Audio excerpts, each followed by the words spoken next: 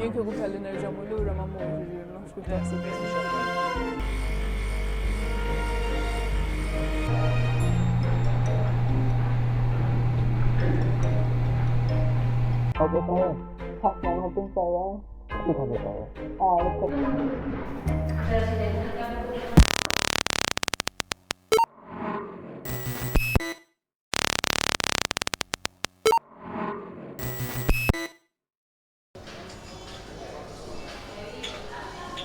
Después de tanto tiempo metido en casa, yo diría que el silencio.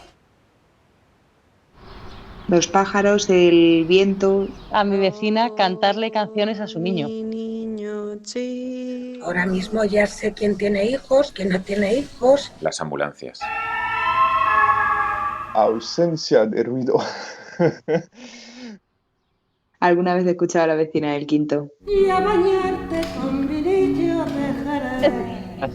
Es genial. Me podría haber venido bien un perro, pero me gustan más los gatos. Silencio absoluto, ¿no? Los vecinos de arriba, que son un tostón que no se imagina. Alguien que abre una ventana.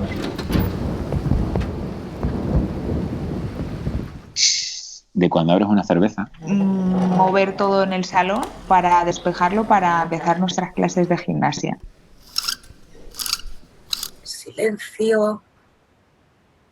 Llegan las 8 menos 3 minutos y de no oír nada